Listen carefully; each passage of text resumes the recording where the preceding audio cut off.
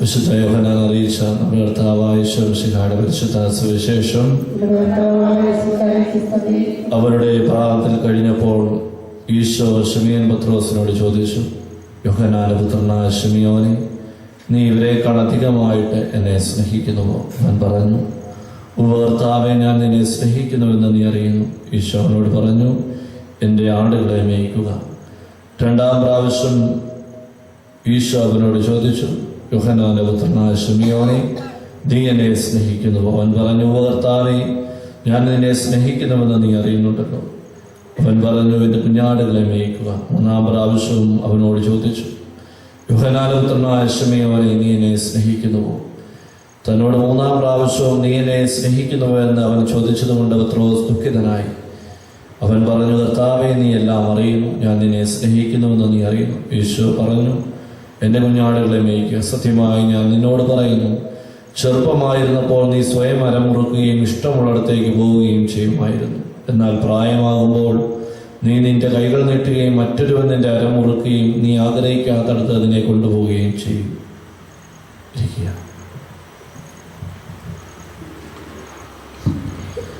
ഈശോമിശിഹായിന് സ്നേഹം നിറഞ്ഞവരെ, പത്രോസും പൗലോസും ഒക്കെ തിരുസഭയുടെ ചരിത്രത്താളുകളിലൊക്കെ വ്യത്യസ്തമായ ഒരു ജീവിത ശൈലിയുമായിട്ട് മുൻപോട്ട് പോയവരാണ്. 12 പേരിൽ ഒരുവനായ പത്രോസ് എങ്ങനെയായിരുന്നു ക്രിസ്തുവിനെ അനുഭവിച്ചറിഞ്ഞതെന്ന് ചോദിച്ചു കഴിഞ്ഞാൽ ഒറ്റ വാക്കിൽ പറയാം, വീഴ്ചകളിലൂടെ അവൻ വിശുദ്ധി പ്രാപിച്ചുവെന്ന്. വീഴ്ചകളിലൂടെ അവൻ വിശുദ്ധി പ്രാപിച്ചപ്പോഴാണ് അവന്റെ ജീവിതം വ്യത്യസ്തമായിട്ട് മാറിയത്. നമുക്കറിയാം, ശിഷ്യന്മാരൊക്കെ പല സ്ഥലത്തും ചില വീഴ്ചകൾ സ്വീകരിച്ചവരാണ്. വ്യക്തമായ ദൈവിക യാഥാർത്ഥ്യങ്ങൾ മനസ്സിലാക്കുവാൻ, പ്രത്യേകമായ ചിന്തകളോടുകൂടി ദൈവത്തെ കൂടുതൽ അനുഭവിച്ചറിയുവാൻ ദൈവം തന്നെ അവരെ ചില സ്ഥലങ്ങളിൽ തോൽപ്പിച്ചിട്ടുണ്ട്. ദൈവം തന്നെ ചില സ്ഥലങ്ങളിൽ അവരെ തോൽപ്പിച്ചിട്ടുണ്ട്. ഇന്ന് നമ്മൾ പത്രോസിനെ ഒന്ന് ധ്യാനിക്കുമ്പോൾ നമുക്ക് മനസ്സിലാക്കുവാൻ സാധിക്കും, പല ഇടങ്ങളിലും അവൻ തോറ്റിട്ടുണ്ട്. അവന്റെ തോൽവിയായിരുന്നു അവനെ പലപ്പോഴും പല വിജയത്തിലേക്കും ഒരു ദൈവിക അനുഭവത്തിലേക്കും ഒക്കെ കൊണ്ടെത്തിച്ചത്. അതുകൊണ്ട് പത്രോസിന് കിട്ടിയ ഒരു ദൈവാനുഭവം തോൽവിയിൽ നിന്നായിരുന്നു. പരാജയങ്ങളിൽ നിന്നും പരിശുദ്ധനായവനിലേക്ക് കണ്ണും നട്ട് നിൽക്കുവാനുള്ള ഒരു വലിയ ശക്തി പത്രോസിന് ലഭിച്ചിട്ടുണ്ട്. അതുകൊണ്ടാണ് ഇന്നത്തെ സുവിശേഷം വ്യക്തമായിട്ട് അവനെ കൊണ്ട് ഏറ്റുപറയിപ്പിക്കുന്നുണ്ട് പല കാര്യങ്ങൾ. നമുക്കറിയാം, സ്നേഹമെന്ന വാക്ക് ഹൃദയത്തിന്റെ ഭാഷയാണ്. സ്നേഹമെന്ന വാക്കെന്ന് പറയുന്നത് ഹൃദയത്തിന്റെ ഭാഷയാണ്. അതുകൊണ്ടാണ് നമുക്ക് ഏറ്റവും കൂടുതൽ മുറിവേൽക്കുന്നത് നമ്മുടെ ജീവിതത്തിൽ സ്നേഹത്തെ നിരാകരിക്കുമ്പോഴാണ്. ആരൊക്കെ എന്റെ സ്നേഹത്തെ നിരാകരിച്ചിട്ടുണ്ടോ, ആരൊക്കെ എന്റെ സ്നേഹത്തെ തള്ളി പറഞ്ഞിട്ടുണ്ടോ, ആരൊക്കെ എന്റെ സ്നേഹം കണ്ടില്ലെന്ന് നടിച്ചിട്ടുണ്ടോ, അപ്പോഴൊക്കെയാണ് ഏറ്റവും കൂടുതൽ വേദന നമുക്കുണ്ടായിട്ടുണ്ട്. കാരണം അത് സ്നേഹം എന്ന് പറയുന്നത് ഹൃദയത്തിന്റെ ഭാഷയാണ്. നമ്മൾ പലപ്പോഴും പറയണത്, ഞാൻ പൊന്നുപോലെ സ്നേഹിച്ചവരാണവർ, ഞാൻ പൊന്നുപോലെ കണ്ടവരാണവർ, അല്ലെങ്കിൽ ഞാൻ ഹൃദയത്തിന് തുല്യം സ്നേഹം വിളമ്പിയവരാണ്, എന്നിട്ടും അവരെന്നെ വിട്ടുപോയി, അല്ലെങ്കിൽ എന്നിട്ട് അവരെന്നെ മുറിവേൽപ്പിച്ചു പോയെന്നൊക്കെ നമ്മൾ പറയാറുണ്ട്. എന്തുകൊണ്ടാണ്? ഇത് സ്നേഹത്തിന്റെ ഭാഷയാണ്, ഹൃദയത്തിന്റെ ഭാഷയാണ് സ്നേഹം എന്ന് പറയുന്നത്. ആ സ്നേഹത്തെ കയ്യിൽ ഒതുക്കി പിടിച്ചുകൊണ്ടാണ് ക്രിസ്തു അവരോട് ചോദിക്കുന്നത്, നീ എന്നെ സ്നേഹിക്കുന്നു? സ്നേഹത്തെ ചങ്ക് പറിച്ച സ്നേഹത്തെ ചങ്കോട് ചേർത്ത് നിർത്തിക്കൊണ്ട് ക്രിസ്തു ചോദിക്കുകയാണ്, നീ എന്നെ സ്നേഹിക്കുന്നു? പല പ്രാവശ്യം ആവർത്തിക്കപ്പെടുന്ന ചോദ്യത്തിന്റെ മുമ്പില് ഹൃദയവേദനയോടുകൂടിയാണ് പത്രോസ് നിൽക്കുന്നത്. കാരണം ഓരോ ചോദ്യവും അവന്റെ ചങ്ക് തുളയ്ക്കുന്നുണ്ട്. കാരണം അത്രമാത്രം സ്നേഹത്തിന്റെ ഒരു പിതാവാണ് അവനോട് ചോദിക്കുന്ന ബോധ്യം ഓരോ ചോദ്യവും അവനെ പലപ്പോഴും കുത്തി നോവിപ്പിക്കുന്നുണ്ട്. അതുകൊണ്ടാണ് അവൻ 3-ാം പ്രാവശ്യം പറയുന്നത്, ദൈവമേ, നീ എല്ലാം അറിയുന്നുണ്ട്. ആദ്യത്തെ 2 പ്രാവശ്യം വളരെ കൂളായിട്ട് ഉത്തരം പറഞ്ഞവൻ 3-ാമത്തെ പ്രാവശ്യം ഇത്തിരി നൊമ്പരപ്പെട്ട് പറയുകയാണ്, കർത്താവെ, നീ അറിയുന്നുണ്ട് ഞാൻ നിന്നെ സ്നേഹിക്കുന്നുവെന്ന്. സ്നേഹമുള്ളവരെ, പത്രോസിന്റെ ആദ്യത്തെ ഒരു പ്രത്യേകത എന്ന് പറയുന്നത് അവന് ക്രിസ്തുവിന്റെ ഹൃദയഭാഷ കണ്ടവൻ. ക്രിസ്തുവിന്റെ ഹൃദയത്തിന്റെ അല്ലെങ്കിൽ സ്നേഹത്തിന്റെ ഭാഷ എന്തെന്ന് മനസ്സിലാക്കിയവനാണ് പത്രോസ്. അതുകൊണ്ടാണ് ഓരോ പ്രാവശ്യം അവൻ വീണാലും അവനെ എഴുന്നേൽപ്പിച്ചു കൊണ്ടുവരുവാൻ ഈശോ തയ്യാറാകുന്നത്. ഓരോ പ്രാവശ്യം വീഴുമ്പോഴും ഈശോനെ എഴുന്നേൽപ്പിക്കുന്നു. പല പ്രാവശ്യം അവൻ വീഴുന്നുണ്ട്. കാരണം ഇവ പല തീരുമാനങ്ങളും പെട്ടെന്നായിരുന്നു പത്രോസിന്. ഈശോ ചോദിച്ച ഉടനെ ഉത്തരങ്ങളുമായിട്ട് കാത്തു നിൽക്കുന്ന പത്രോസാണ് നമ്മൾ സുവിശേഷത്തിൽ കണ്ടുമുട്ടുന്നത്. എവിടെ ചോദ്യങ്ങൾ ഉന്നയിച്ചാലും പത്രോസിന് ഉടനടി ഉത്തരങ്ങളുണ്ട്. അത് ചിന്തയിൽ നിന്നാണോ അല്ലയോ എന്നറിയത്തില്ല, മറിച്ച് അവൻ ഓൾറെഡി ഉത്തരങ്ങൾ അവൻ്റെ കയ്യിലുണ്ട്. പക്ഷേ ആ ഉത്തരങ്ങൾ പലപ്പോഴും അബദ്ധത്തിൽ കൊണ്ട് ചാടിക്കുകയും ചെയ്തിട്ടുണ്ട്. പല പ്രാവശ്യം ഈശോ പറഞ്ഞു, ഞാൻ പീഡകൾ സഹിക്കും, മരിക്കും, ഉത്ഥാനം ചെയ്യും. ഇതൊക്കെ പറഞ്ഞു പഠിപ്പിച്ചിട്ടും അവ ഇടയ്ക്ക് വെച്ച് പത്രോസിന് മുന്നിൽ വെച്ചത് പറയുമോ? പത്രോസ് പറയുന്നത്, നിനക്കിത് സംഭവിക്കാതിരിക്കും. ഒരു ശിഷ്യൻ എപ്രകാരമാണെന്ന് പച്ചവെള്ളം പോലെ പഠിപ്പിച്ചിട്ടുണ്ട് ഈശോ. അനുഗമിക്കേണ്ടവൻ എപ്രകാരം അനുഗമിക്കണമെന്നും, ചേർന്ന് നിൽക്കേണ്ടവൻ എത്രമാത്രം ചോർച്ചയില്ലാതായിരിക്കണമെന്നും, അല്ലെങ്കിൽ എത്രമാത്രം കൃപയോടുകൂടി ദൈവത്തോട് ചേർന്ന് നിൽക്കണമെന്നൊക്കെ പത്രോസിനെയും കൂട്ടരെയും ദൈവം വ്യക്തമായിട്ട് പഠിപ്പിക്കുന്നുണ്ട്. എന്നിട്ടും സഹനങ്ങളെ കുറിച്ച് പറയുമ്പോൾ പത്രോസ് സ്റ്റോപ്പ് കാണിക്കുകയാണ്. നിനക്കിത് സംഭവിക്കാതിരിക്കട്ടെ. സ്നേഹമുള്ളവരെ, ഇതുപോലെ തന്നെയാണ് നമ്മുടെ ജീവിതം. ചേർത്ത് നിർത്തി പഠിപ്പിച്ചിട്ടും പാലൂട്ടി വളർത്തിയിട്ടും സ്നേഹം കൊടുത്തിട്ടും പലരും നമ്മുടെ ജീവിതത്തിൽ സഹനങ്ങൾ വരുമ്പോൾ സ്റ്റോപ്പ് കാണിക്കുന്നു. പത്രോസിന്റെ വീഴ്ചകൾ നമ്മുടെ ജീവിതത്തിൽ, അനുദിന ജീവിതത്തിൽ ഉണ്ടാകേണ്ട ചില വീഴ്ചകളൊക്കെ. അതുകൊണ്ട് ഇന്ന് പത്രോസിന് പറ്റിയ വീഴ്ചകളിൽ നിന്നും അവൻ വിശുദ്ധനായിട്ട് മാറുന്നു. നമ്മൾ വീണിട്ടും പലപ്പോഴും വിശുദ്ധരാകുന്നില്ല, വീണ കുടിയിൽ തന്നെ നിൽക്കുകയാണ് എന്നതാണ് സത്യം.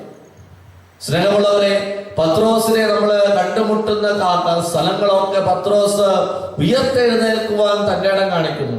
വീണെടുത്തു നിന്ന് അവൻ ഉയർത്തെഴുന്നേൽക്കുവാൻ തന്റെ ഇടം കാണിക്കുന്നു. അതുകൊണ്ട് ഇന്നത്തെ സുവിശേഷത്തിൽ നമ്മൾ കണ്ടുമുട്ടുന്നുണ്ട്, ഓരോ പ്രാവശ്യം ചോദിക്കുന്ന ചോദ്യത്തിൽ നിന്നും അവൻ ഉയർന്നു വരികയാണ്. ഓരോ പ്രാവശ്യം ചോദിക്കുന്ന ചോദ്യത്തിൽ നിന്നും അവൻ ചങ്കത്ത് കരങ്ങൾ വെച്ച് ഉയർന്നു വരുന്നു. സ്നേഹമുള്ളവരെ, ഈ ഒരു ഉയർച്ചയാണ് നമുക്ക് വേണ്ടത്. ദൈവം നമ്മളോട് ചോദിക്കുന്ന ഒരു ചോദ്യത്തിൽ നിന്നും വീഴ്ചയിൽ നിന്ന് ഉയർന്നു വരുന്നത് പോലെ നമുക്ക് ഉയർന്നു വരുവാൻ സാധിക്കണം. ദൈവിക അനുഭവത്തോടുകൂടി ഉയർന്നു വരുവാൻ സാധിക്കുന്ന ഒരു മനോഭാവമായിരുന്നു പത്രോസിന്റെ. അതുകൊണ്ടാണ് അവരെ തള്ളിപ്പറയുന്ന അനുഭവത്തിൽ നിന്നും വാവിട്ട് നിലവിളിച്ച് ഏറ്റുപറയുന്നത്. തള്ളിപ്പറയുന്ന അനുഭവത്തിൽ നിന്ന് വാവിട്ട് നിലവിളിച്ച് അവൻ ഏറ്റുപറയുന്നത് അതുകൊണ്ടാണ്. അവനെ ഒറ്റൊരു നോട്ടമാണ് ദൈവം നോക്കിയത്. അവൻ തള്ളിപ്പറഞ്ഞ ശേഷം ക്രിസ്തു അവനെ ഒരു നോക്കിയെന്നാ പറയുന്നത്. ആ ഒറ്റ നോട്ടത്തിൽ അവൻ നിലവിളിച്ചുകൊണ്ട് ഓടിയെന്ന് പറയുന്നു. സ്നേഹമുള്ളവരെ, എത്ര പ്രാവശ്യം ദൈവം നമ്മളെ നോക്കിയിട്ടുണ്ട്, എന്നിട്ടും ഒന്ന് കരയുവാൻ പോലും തന്റെ ഇടം കാണിക്കാതെ നിൽക്കുകയാണ് നമ്മൾ. ഇന്ന് ദൈവസന്നിധിയിൽ കരയണമെങ്കിൽ ഇത്തിരി തന്റെ ഇടം വേണം.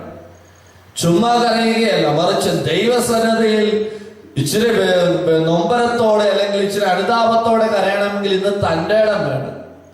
കാരണം അത്രമാത്രം ശ്രേഷ്ഠതയുള്ളതാണ് ദൈവത്തിന്റെ സന്നിധിയിൽ കരയുന്ന അനുഭവം എന്ന് പറയുന്നത്. പത്രോസിന് അത് മനസ്സിലായി. പത്രോസ് ദൈവത്തിന്റെ നോട്ടത്തിൽ, കർത്താവിന്റെ ഒറ്റ നോട്ടത്തിൽ അവൻ വാവിട്ട് നിലവിളിച്ചു ഓടുകയാണ്. കാരണം ചെയ്ത തെറ്റിനെ കുറിച്ചുള്ള ബോധ്യം ആ കർത്താവിന്റെ കണ്ണ് അവനോട് പറഞ്ഞു.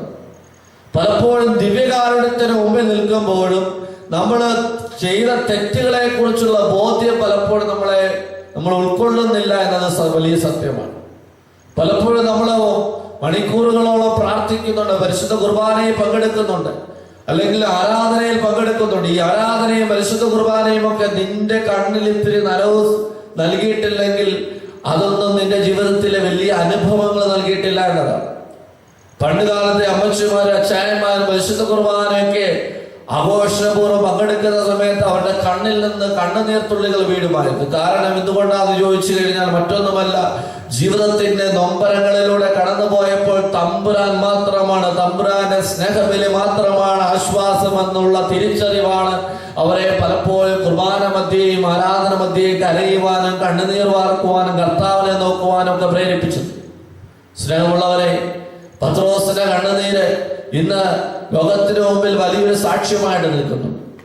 പത്രോസ് കണ്ണുനീര് പൊഴിക്കുന്നത് എന്തുകൊണ്ടാണ്? അവൻ കർത്താവ് അവനെ നോക്കിയതുകൊണ്ട്. സ്നേഹമുള്ളവരെ, ഓർക്കുക, എന്റെ ജീവിതത്തിൽ എന്റെ ദൈവം എന്നെ പലപ്പോഴും നോക്കുന്നുണ്ട്. എന്റെ ദൈവം എന്നെ പലപ്പോഴും നോക്കിയിട്ടും ഞാൻ തമ്പുരാനെ കപട്ടിയോ കള്ളത്തിനോ നിറഞ്ഞ കണ്ണുകൾ കൊണ്ടുപോലും നോക്കുവാൻ തയ്യാറായിട്ടില്ല. കാപട്യവും കള്ളത്തരവും ഒക്കെ എന്റെ കണ്ണിനെയും ഹൃദയത്തെ ആവരണം ചെയ്തിട്ടും ആ കണ്ണുകൊണ്ട് പോലെ എന്റെ തമ്പുരാനെ ഒന്ന് നോക്കുവാൻ തയ്യാറാണ്. അത്രമാത്രം ഇരുണ്ടിരിക്കുക നമ്മളൊക്കെ. സ്നേഹമുള്ളവരെ, എപ്പോഴും നമുക്കറിയാം ഏത് വചനമെടുത്ത് വായിച്ചാലും നമുക്ക് ഇച്ചിരി പൊള്ളുന്ന അനുഭവങ്ങളാണ്. ഏത് വചനങ്ങൾ എപ്പോഴും നമ്മളെ തിരുത്തുവാനാണ് ചിന്തിപ്പിക്കുന്നത്. തിരുത്തുവാൻ ചിന്തിപ്പിക്കുന്ന വചനങ്ങളാണ്. കാരണം മനുഷ്യജീവിതമൊക്കെ വലിയ തിരുത്തലുകൾ സ്വീകരിച്ച് മുൻപോട്ട് പോകേണ്ടതാണ്. ഓരോ നിമിഷവും വെട്ടി ഒതുക്കി വൃത്തിയായി വീണ്ടും വീണ്ടും ഒരുങ്ങി നിൽക്കേണ്ട ജീവിതമാണ് മനുഷ്യജീവിതം. കാരണം മനുഷ്യൻ്റെതായുള്ള ബലഹീനതകൾ കൊണ്ട് ജീവിക്കുന്നവരാണ്. അതുകൊണ്ട് ഈ നിമിഷം ഓർക്കണം, ഓരോ വചനങ്ങളും എന്തുകൊണ്ട് നമ്മളെ വെട്ടി ഒരുക്കുന്നു. ഓരോ വചനവും നിന്നെ പുതിയതാക്കി മാറ്റുവാൻ ആഗ്രഹിക്കുന്നുണ്ട്. നമുക്കറിയാം, ഈ ബൈബിളിൽ നമ്മൾ വായിക്കുന്നത് ഓരോ പ്രഭാതത്തിലും ദൈവത്തിന്റെ സ്നേഹം പുതിയതാണ്.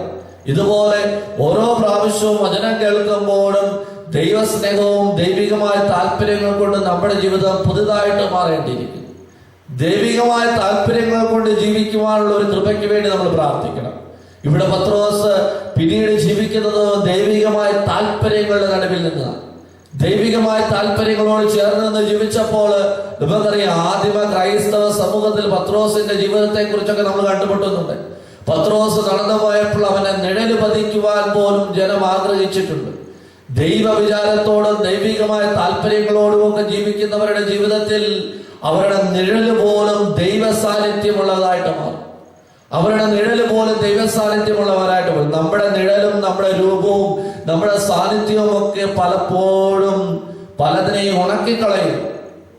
നമുക്കറിയാം, നമ്മളൊക്കെ ചെന്ന് നിൽക്കുമ്പോൾ പലരും പറയാറുണ്ട്, അയ്യോ ഇതിനേക്കാൾ നല്ലത് നല്ലൊരു മഴ പെയ്താൽ, അല്ലെങ്കിൽ നല്ലൊരു ഇടിവെട്ടി മഴ പെയ്താൽ മതി, അല്ലെങ്കിൽ ഒരു മിന്നലേറ്റാ മതി എന്നൊക്കെ പറയും. നമ്മുടെ സാന്നിധ്യം വന്ന് ചെന്ന് നിൽക്കുന്നിടത്തൊക്കെ പലരും നമ്മളോട് പറഞ്ഞിട്ടുണ്ട്, ഇതിനേക്കാൾ നല്ലത് കഠിന വേനലായിരുന്നു, അല്ലെങ്കിൽ നല്ലൊരു കൊള്ളിയാനായിരുന്നു എന്ന് പറയും. സ്നേഹമുള്ളവരെ, അപ്പോൾ കൊള്ളിയാനേക്കാളും ഇടിവെട്ടിനേക്കാളും ഭയാനകമാണ് നമ്മുടെ സാന്നിധ്യം മറ്റുള്ളവർ. എന്നാൽ പത്രോസ് കടന്നു പോയപ്പോൾ അവനെ നിഴല് പതിക്കുവാൻ അവിടെ കൂടിയിരുന്ന രോഗികളും ഒക്കെ ആഗ്രഹിച്ചു. കാരണം അവന്റെ നിഴലിൽ പോലും ദൈവ സാന്നിധ്യം ഉണ്ടായിരുന്നു. ശരീരം പത്രോസിൻ്റെതായിരുന്നെങ്കിലും അവന്റെ നിഴല് ദൈവമായിരുന്നു. അവന്റെ നിഴല് കടന്നുപോയ സ്ഥലത്തെല്ലാം രോഗികൾ സൗഖ്യപ്പെട്ടു. എന്തുകൊണ്ടാണെന്ന് ചോദിച്ചു കഴിഞ്ഞാൽ, ഹൃദയത്തിന്റെ ഭാഷ മനസ്സിലാക്കിയവന്റെ ജീവിതത്തിന്റെ നിഴല് പോലും ദൈവമായിട്ട് മാറും. ഹൃദയത്തിന്റെ ഭാഷ മനസ്സിലാക്കിയവന്റെ നിഴല് പോലും ദൈവമായിട്ട് മാറുന്നു. ഇവിടെ ഏറ്റുപറഞ്ഞവൻ മുൻപോട്ട് ഏറ്റെടുത്തുകൊണ്ട് നടക്കുകയാണ്. ഇവിടെ ഏറ്റുപറയുന്നു, 3 പ്രാവശ്യം ഏറ്റുപറയുന്ന പത്രോസ് വീണ്ടും മുൻപോട്ട് നടക്കുമ്പോൾ ഏറ്റെടുത്തുകൊണ്ട്, തമ്പുരാനെ ഏറ്റെടുത്തുകൊണ്ട് നടക്കുകയാണ്. അതുകൊണ്ടൊക്കെ തന്നെ അവൻ ചെല്ലുന്നിടത്തെല്ലാം ദൈവിക അനുഭവങ്ങളാണ്. അവൻ സംസാരിക്കുമ്പോൾ പലരും പല ഭാഷയിൽ കേൾക്കുന്നു. പലരും അവന്റെ കയ്യൊപ്പുഴയിലൂടെ മാമോദീസ സ്വീകരിക്കുന്നു. അവൻ തൊടുന്നവർ സൗഖ്യപ്പെടുന്നു. അവൻ സംസാരിക്കുമ്പോൾ ബന്ധനങ്ങൾ അഴിയുന്നു. അവൻ സംസാരിക്കുമ്പോൾ ചെകിടന്മാർ കേൾക്കുന്നു. അവൻ സംസാരിക്കുമ്പോൾ അന്ധന്മാർ കാണുന്നു. അവൻ സംസാരിക്കുമ്പോൾ തളർവാദ രോഗികൾ എഴുന്നേറ്റ് നടക്കുന്നു. സ്നേഹമുള്ളവരെ, എന്തുകൊണ്ട്? മറ്റൊന്നുമല്ല, അവൻ ഏറ്റെടുത്തു, ദൈവത്തെ ഏറ്റെടുത്തുകൊണ്ട് നടന്നു. ദൈവത്തെ ഏറ്റെടുത്തുകൊണ്ട് നടക്കുന്നവരുടെ ജീവിതത്തിലൊക്കെ ദൈവിക അനുഭവങ്ങളും ദൈവിക പ്രവർത്തികളും ഉണ്ടാകും. പിന്നീട് നമ്മൾ കണ്ടുമുട്ടുന്ന പത്രോസിന്റെ ജീവിതം മുഴുവൻ അങ്ങനെയാണ്. മുൻപോട്ട് പോകുമ്പോഴും കാരാഗൃഹത്തിൽ അടയ്ക്കപ്പെടുമ്പോഴും കർത്താവിന്റെ നിഴൽ അവന്റെ ഒപ്പം ഉണ്ടായിരുന്നു. കർത്താവിന്റെ നിഴൽ അവന്റെ ഒപ്പം ഉണ്ടായിരുന്നു. ന്യായാധിപ സംഘത്തിന് മുമ്പിൽ നിൽക്കുമ്പോഴും കർത്താവിന്റെ നിഴൽ അവന്റെ കൂടെ ഉണ്ടായിരുന്നു. പലരോടും പല കാര്യത്തിൽ അവൻ തർക്കിക്കുമ്പോഴും അവരുടെ സംശയം ഇല്ലാതാക്കുമ്പോഴും കർത്താവിന്റെ നിഴൽ അവന്റെ കൂടെ ഉണ്ടായിരുന്നു. സ്നേഹമുള്ളവരെ, ദൈവത്തിന്റെ നിഴൽ പതിപ്പിക്കുന്ന ജീവിതമായിട്ട് മാറട്ടെ. അതിന് നമ്മൾ ചെയ്യേണ്ടത് മറ്റൊന്നുമല്ല, ദൈവ വിചാരത്തോടുമൊക്കെ ഒന്ന് ജീവിക്കുക. ദൈവ വിചാരത്തോടുമൊക്കെ ജീവിക്കുക. പിന്നീട് നമ്മൾ കണ്ടുമുട്ടുന്ന മറ്റൊരു വ്യക്തിത്വമാണ് പൗലോസ് എന്ന് പറയുന്നത്. നമുക്കറിയാം, വളരെ വിജ്ഞാനിയായിരുന്നു. ഇന്നത്തെ ലേഖനഭാഗത്ത് നമ്മൾ വായിച്ചു കേട്ടു. ഏതൊരു ഇസ്രായേൽക്കാരനേക്കാളും എബ്രായക്കാരനെങ്കിലും അഭിമാനിക്കുവാൻ തന്റെ ഇടം കാണിച്ചവനാണ് പൗലോസ്. കാരണം അത്രമാത്രം ശ്രേഷ്ഠത അവനുണ്ടെന്നുള്ള സത്യം അവന് ബോധ്യമുണ്ടായി. ഇത്രയും വിജ്ഞാനിയായിട്ടുള്ള ഒരു കഥാപാത്രത്തെ വിശുദ്ധ ഗ്രന്ഥം എടുത്തു വയ്ക്കുന്നില്ല. കാരണം അത്രമാത്രം അറിവുള്ളവനായിരുന്നു. അറിവ് ജീവിതത്തിൽ കുവിഞ്ഞുകൂടി സഭയെ പീഡിപ്പിച്ചവനാണ് അവൻ. അറിവ് കൊണ്ട് കർത്താവിനെ ദൈവത്തെ പീഡിപ്പിച്ചവൻ. ദൈവിക കാര്യങ്ങളിലെ ഏറ്റവും കൂടുതൽ എത്രമാത്രം ഉഴപ്പാവോ അത്രമാത്രം ഉഴപ്പ് കാണിച്ചവനായിരുന്നു. എന്നാൽ ഒരു പടയോട്ടത്തിന്റെ നടുവിൽ വെച്ച് കർത്താവ് അവന്റെ ജീവിതത്തെ പിടിച്ചു കുലുക്കി. എവിടെയൊക്കെയോ പാഞ്ഞു ചെല്ലാൻ വേണ്ടിയുള്ള തന്ത്രപ്പാടിൽ ഓടുന്നവന്റെ ജീവിതത്തെ ദൈവം ഒന്ന് പിടിച്ചു കുലുക്കി. ദൈവം പിടിച്ചു കുലുക്കി താഴെയിട്ടപ്പോൾ ഒറ്റ ചോദ്യമേ ഉണ്ടായിരുന്നു, നീ ആരാണ്? അവനോട് ദൈവം പറഞ്ഞത്, നീ പേടിപ്പിക്കുന്ന ക്രിസ്തുവാണ്. ആ ഒറ്റ ഉത്തരത്തിന് മുമ്പിൽ അവൻ കൈകൂപ്പി നിന്നുകൊണ്ട് എല്ലാം മറന്നു. ആ ഒറ്റ ഉത്തരത്തിന് മുമ്പിൽ അവന്റെ കണ്ണുകളിൽ നിന്ന് ചെതുമ്പൽ പോലുള്ള മറകളൊക്കെ അടർന്നു വീണു. പിന്നീട് അവന്റെ കണ്ണുകൾ സൂര്യനെ പോലെ പ്രകാശിച്ചു. അവന്റെ കരങ്ങൾക്ക് ഭയങ്കര കരുത്തുണ്ടായി. അവന്റെ നാവിന് ഒരിക്കലും പറയാനാവാത്ത വിധത്തിലുള്ള ശക്തി ലഭിച്ചു ദൈവവചനം പറയുവാൻ. അവൻ സംസാരിച്ചപ്പോൾ അനേക ഇടിമുഴക്കങ്ങൾ ഉണ്ടായി. അവൻ സംസാരിച്ചപ്പോൾ അനേകരുടെ ജീവിതത്തിൽ ദൈവാനുഭവങ്ങൾ കൊണ്ട് അവരെല്ലാം കുലുങ്ങി. സ്നേഹമുള്ളവരെ, എന്തുകൊണ്ട് ഇത് സംഭവിക്കുന്നു? പത്രോസും പൗലോസും ഒക്കെ എന്തുകൊണ്ട് ഇങ്ങനെയുള്ള അനുഭവത്തിലൂടെ കടന്നുപോകും? കാരണം മറ്റൊന്നുമല്ല, അവർ ദൈവത്തിന്റെ ഹൃദയത്തിന്റെ നിഴലായിട്ട് മാറി. ദൈവിക ഹൃദയത്തിന്റെ നിഴലായിട്ട് മാറി. ഏറ്റുപറഞ്ഞവൻ ഏറ്റെടുത്തുകൊണ്ട് നടന്നപ്പോൾ, തള്ളിപ്പറഞ്ഞവൻ ഏറ്റെടുത്തുകൊണ്ട് നടന്നപ്പോൾ അവരുടെ ജീവിതമൊക്കെ കർത്താവ് തന്നെ അങ്ങ് ഏറ്റെടുത്തു. കർത്താവ് തന്നെ അങ്ങ് അവരുടെ ജീവിതത്തെ അങ്ങ് ഏറ്റെടുത്തു. അതുകൊണ്ടൊക്കെ തന്നെ അവരെവിടെ ചെന്നാലും ഏറ്റുപറയുന്നതെല്ലാം സത്യമായിട്ട് മാറി. അവർ ഏറ്റുപറഞ്ഞു കൊടുത്തതൊക്കെ സത്യമായിട്ട് മാറി. സ്നേഹമുള്ളവരെ, ഇന്ന് ഈ സ്ലീഹന്മാരുടെ തിരുനാളുകൾ ആഘോഷിക്കുമ്പോൾ നമുക്ക് പ്രാർത്ഥിക്കേണ്ടത് മറ്റൊന്നിനു വേണ്ടിയല്ല. ജീവിതത്തിൽ ക്രിസ്തുവിന്റെ ഹൃദയത്തോട് ചേർന്ന് അവന്റെ ഹൃദയത്തിന്റെ നിഴലിൽ പറ്റി ജീവിക്കുവാൻ കൃപയ്ക്ക് വേണ്ടി പ്രാർത്ഥിക്കുക. ഇതിന് നമുക്ക് വേണ്ടത് ദൈവവിചാരമാണ്. ദൈവവിചാരം നഷ്ടപ്പെടുന്ന ഒരു കാലഘട്ടമാണ്. എവിടെ ചെന്നാലും ദൈവവിചാരങ്ങളില്ല. എന്ത് ചെയ്താൽ നമ്മൾ ആരെയൊക്കെയോ പ്രീതിപ്പെടുത്തുവാൻ വേണ്ടിയും ആരെയൊക്കെയോ നേടിയെടുക്കാൻ വേണ്ടിയും ആരെയൊക്കെയോ കൈവശപ്പെടുത്തുവാൻ വേണ്ടിയും ഒക്കെ ജീവിക്കുകയാണ്. ഇന്ന് ലോകത്തിലേക്കൊക്കെ നോക്കുകയാണെങ്കിൽ നമുക്ക് കാണാൻ സാധിക്കും, എല്ലാവരും നേട്ടങ്ങൾക്ക് വേണ്ടി നിലനിൽക്കുക, എല്ലാവരെയും പ്ലീസ് ചെയ്ത് ജീവിക്കുക, എല്ലാവരെയും സംതൃപ്തിപ്പെടുത്തി ജീവിക്കുകയാണ്. ആരും ചങ്കുറ്റം കാണിക്കുന്നില്ല എന്നതാണ് ഇന്നത്തെ ജീവിതത്തിന്റെ ചിതലരിച്ച അനുഭവം എന്ന് പറയുന്നത്. ആരും ചങ്കുറ്റങ്ങൾ കാണിക്കുന്നില്ല. ചങ്കുറ്റങ്ങൾ കാണിക്കുന്നവനെയൊക്കെ ഒറ്റപ്പെടുത്തുന്ന ഒരു സംസ്കാരത്തിന്റെ ചൈതന്യമാണ് നമ്മുടേതൊക്കെ. ആരെങ്കിലും ഒക്കെ നട്ടല് നിവർത്തി 2 അക്ഷരം പറഞ്ഞു കഴിഞ്ഞാൽ അവനെ ഒറ്റപ്പെടുത്തും.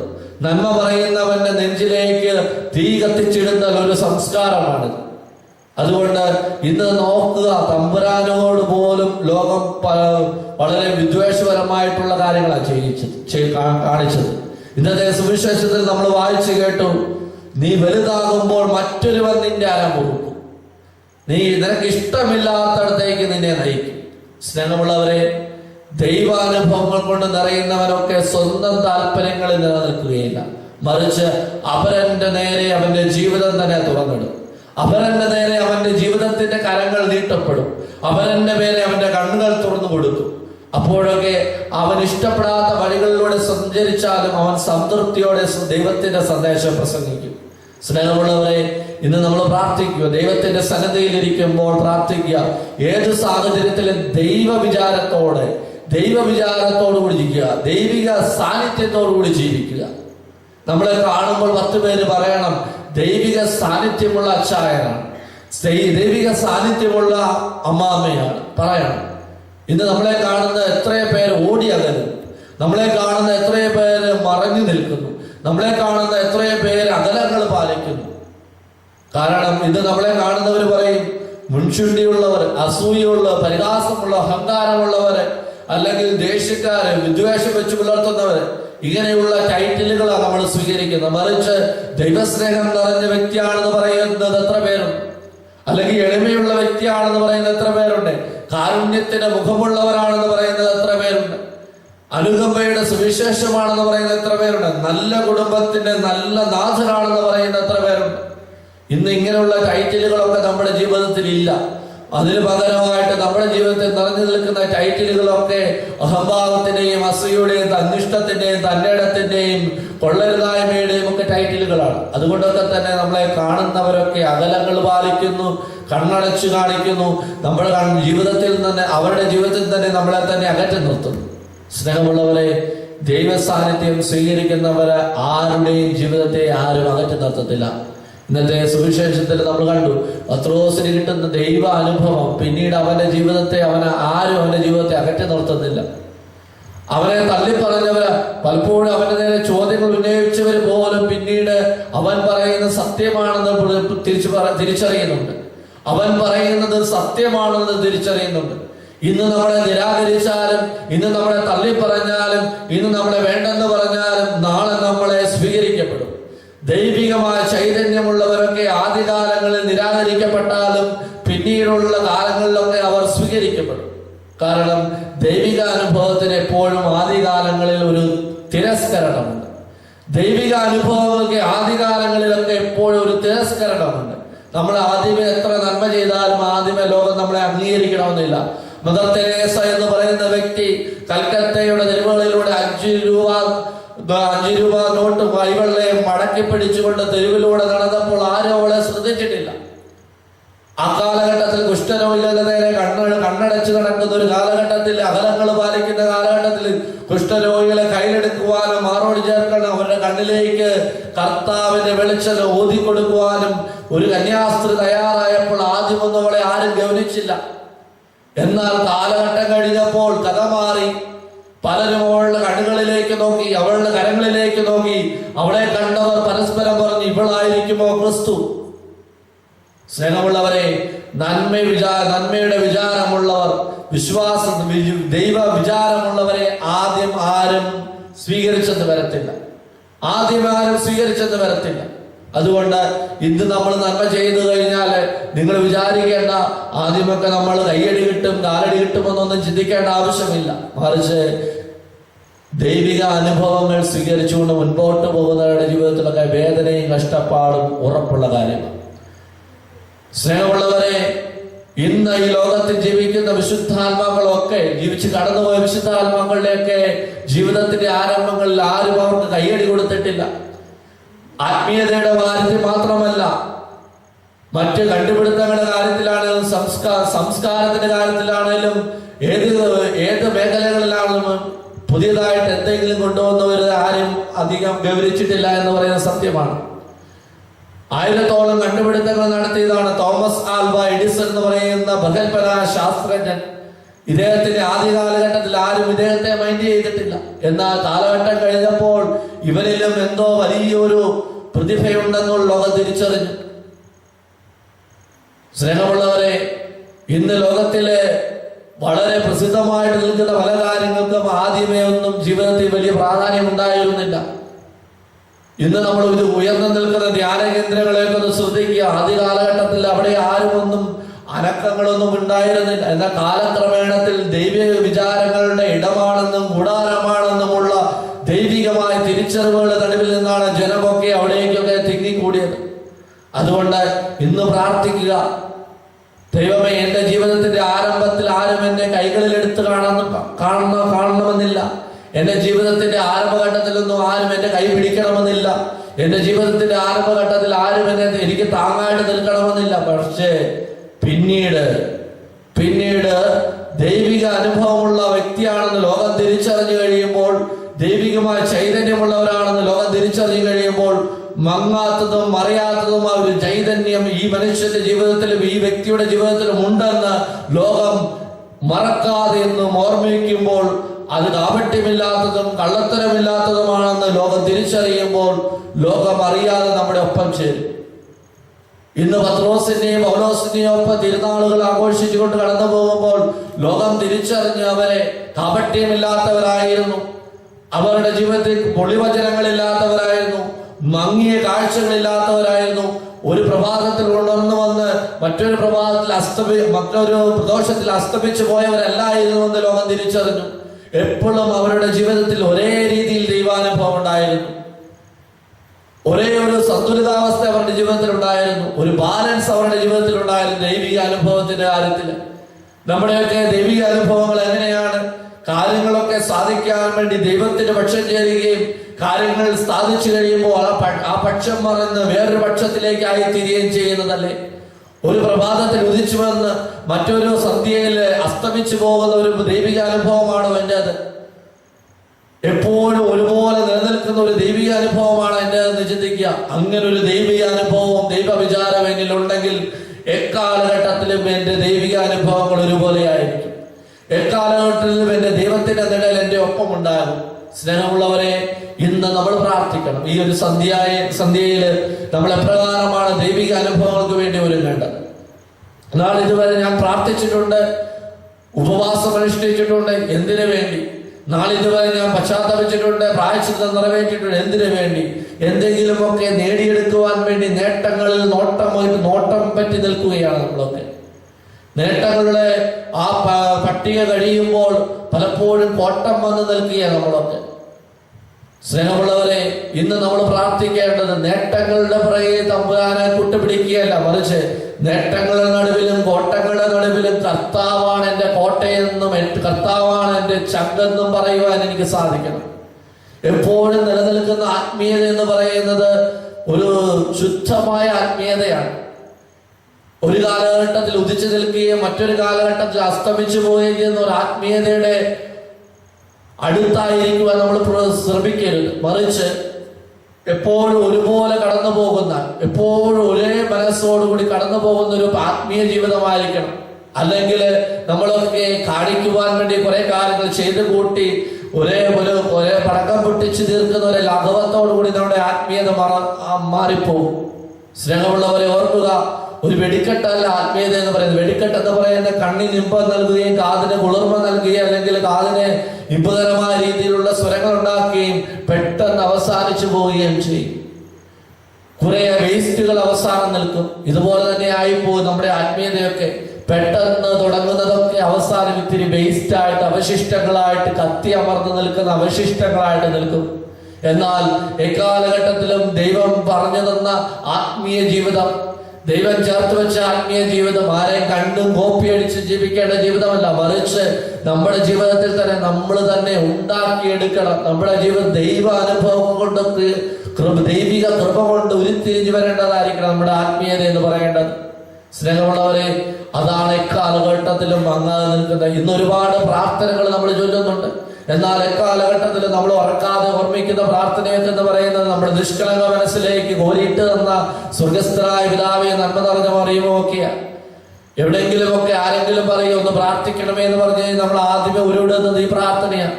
അല്ലാതെ പുസ്തകത്തിൽ നിന്ന് നമ്മൾ പഠിച്ചെടുത്ത പ്രാർത്ഥനകളൊന്നുമല്ല. അതിനർത്ഥം മറ്റൊന്നുമല്ല. ഈ പ്രാർത്ഥന എക്കാലഘട്ടത്തിൽ നിന്റെ ജീവിതത്തിൽ തെളിച്ചമായിടുന്ന പ്രാർത്ഥനയാണ്. അതുകൊണ്ട് സ്നേഹമുള്ള സഹോദരങ്ങളെ, ഇന്ന് നമ്മൾ പ്രാർത്ഥിക്കുമ്പോൾ നമ്മുടെ ജീവിതത്തിൽ നിഷ്കളങ്കമായി ലഭിച്ച ദൈവിക കൃപയോട് ചേർന്ന് പ്രാർത്ഥിക്കുക. നിഷ്കളങ്കമായി ലഭിച്ച ദൈവിക കൃപയോട് ചേർന്ന് പ്രാർത്ഥിക്കുമ്പോഴൊക്കെയാണ് ദൈവിക അനുഭവങ്ങൾ നമുക്കുണ്ടാകുന്നത്. അതുകൊണ്ട് ഈ നിമിഷം പത്രോസിനെയും പൗലോസിനെയും പോലെയും ജീവിതത്തിൽ ഒറിജിനലായിട്ട് ജീവിതത്തിലെ ദൈവിക അനുഭവങ്ങൾ എന്നും നിലനിൽക്കുന്ന ദൈവിക അനുഭവത്തിലൂടെ കടന്നു പോകാൻ വേണ്ടി നമുക്ക് പ്രാർത്ഥിക്കാം. ഇനിയും നമുക്ക് ഏതാനും നിമിഷം ആരാധനയുടെ സമയമാണ്. ആരാധനയുടെ സമയത്ത് നമുക്ക് നമ്മളെ തന്നെ ഒന്ന് ദൈവത്തിന് സമർപ്പിക്കാം. ഈ ആരാധനയുടെ സമയത്ത് നമ്മള് ദൈവസന്നിധി ശാന്തമായിട്ടിരുന്നു നമ്മളെ ഒന്ന് വിലയിരുത്തുകയാണ്. എത്രമാത്രം നാളിതുവരെ ഞാൻ ദൈവസന്നിധിയിൽ ദൈവത്തിന്റെ നിഴല് പറ്റിയാണ് ജീവിച്ചത്. കാര്യങ്ങൾക്ക് വേണ്ടി നിഴല് ജീവിതത്തോട് ചേർക്കുന്നവരാകാതെ തമ്പുരാനെ ഹൃദയത്തോട് ചേർന്നതുകൊണ്ട് അവിടുത്തെ നിഴല് പറ്റി ജീവിക്കുവാനും ഹൃദയ വിചാരങ്ങളോടുകൂടി ജീവിക്കുവാനുള്ള കൃപയ്ക്ക് വേണ്ടി നമുക്ക് പ്രാർത്ഥിക്കാം.